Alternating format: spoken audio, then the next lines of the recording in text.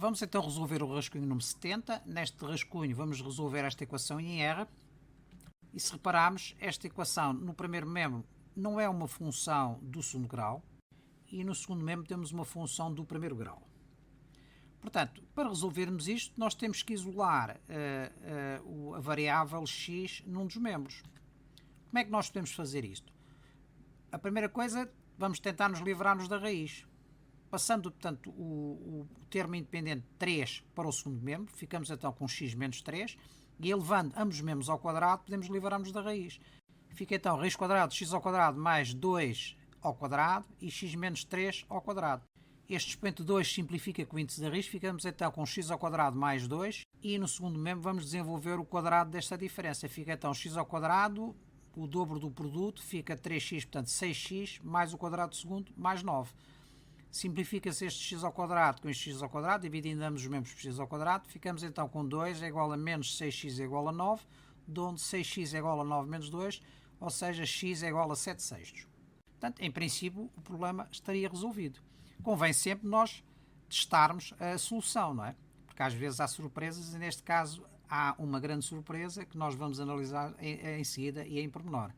Se substituirmos então x por 7 sextos, na nossa equação de partida, ficamos então com 7 sextos ao quadrado mais 2 é igual a 3. Será que isto é igual a 7 sextos? Vamos verificar. Fica então 7 ao quadrado é 49, 6 ao quadrado é 36, 49, 36 avos mais 2, reduzindo ao mesmo denominador, ficamos então com 36 vezes 2, ou seja, 72. Obtemos então a raiz quadrada de 121 sobre 36, ou seja, 11 sextos mais 3. Será que 11 sextos mais 3 é igual a 7 sextos? Em princípio deveria ser.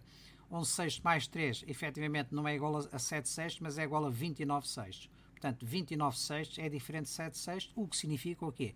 Que x igual a 7 sextos não é a solução da nossa equação. Portanto, se 29 sextos é diferente de 7 sextos, significa que a equação de partida não tem solução. Ou seja, no primeiro membro da equação, se nós repararmos, temos 11 sextos mais 3.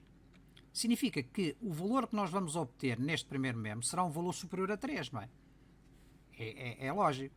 Mas, contudo, no nosso segundo membro temos um número quê? Temos o número 7 sextos. Ora, 7 sextos é um número inferior a 3. Significa que a equação não pode ser satisfeita por nenhum valor real, pelo que a equação não tem solução. Não é? Se o nosso primeiro membro é um valor superior a 3 e o nosso segundo membro é um valor inferior a 3, significa que isto é incompatível, portanto não há solução. Graficamente nós podemos ver que estas duas funções não se intersetam.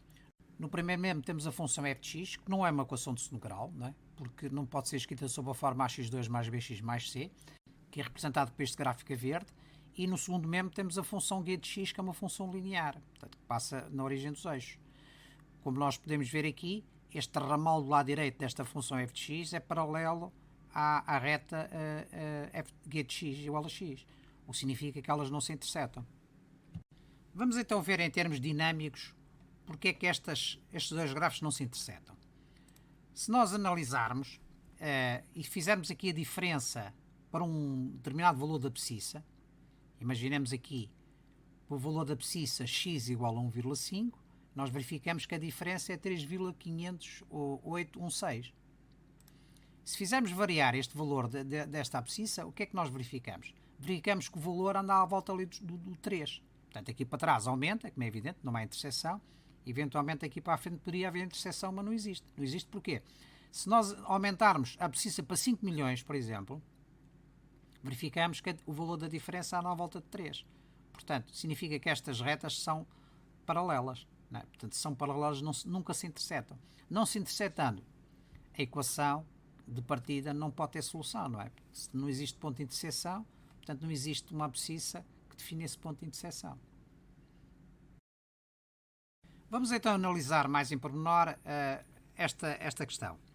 Imaginemos que criamos aqui dois parâmetros, o parâmetro A e o parâmetro B, em que no nosso caso o A é o nosso 2 e o B é o nosso 3. E o que é que nós verificamos? Verificamos que x ao quadrado mais A é igual a 11 sextos. E ainda falta-nos adicionar aqui o 3, né, que é o parâmetro B. E 11 sextos já é maior que 7 sextos. Em que situação é que o primeiro membro será igual ao segundo. Só será numa situação em que o parâmetro B, isto é, esta parcela B, seja negativa. Para quê? Para que, subtraindo um valor que é maior que o segundo membro, vá permitir igualar o primeiro ao segundo membro. Significa então que o nosso parâmetro B terá que ser negativo. Vejamos aqui, por exemplo, se A for igual a 2, que é o nosso caso, e B não é igual a 3, mas é igual a menos 9, se fizermos o desenvolvimento da nossa equação, verificamos que x é um número negativo e próximo de 4,389. Se analisarmos as funções, temos então no primeiro membro raiz quadrada de x ao quadrado mais 2 menos 9, portanto a alteração do parâmetro b, e no segundo membro mantemos a nossa função x. Verificamos então que os gráficos se interceptam neste ponto x igual a menos 4,39, que é exatamente o valor que nós chegamos aqui, né? 4,389, arredondando a duas casas decimais, o que prova exatamente o que nós estamos a acabar de dizer. Analisamos então dinamicamente esta questão.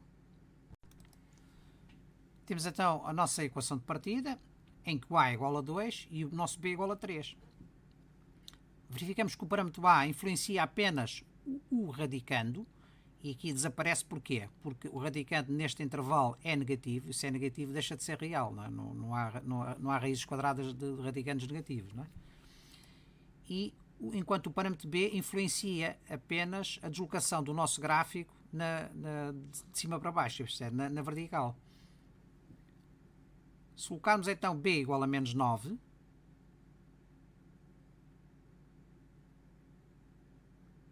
vamos então pôr B igual a menos 9, verificamos que os gráficos se interceptam neste ponto aqui, Cá está. No ponto da abscissa é que nós chegamos nas nossas contas relativamente ao exemplo 4,39.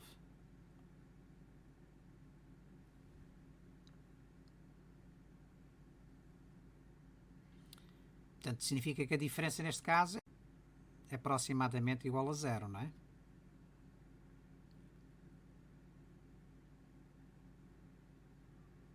Se fizéssemos variar a abscissa, iríamos concluir que o diferencial andaria à volta de 3 na mesma, cá está, né? Mas daqui para cima os dois gráficos não se interceptavam-se apenas neste ponto. O que é que interessa então reter aqui? Interessa reter aqui o seguinte: quando nós elevamos ao quadrado os membros de uma equação, é preciso terem atenção que os valores das raízes que nós vamos obter, ou das raízes que vamos obter, correspondem à solução da equação, porque podem acontecer situações deste género, não é?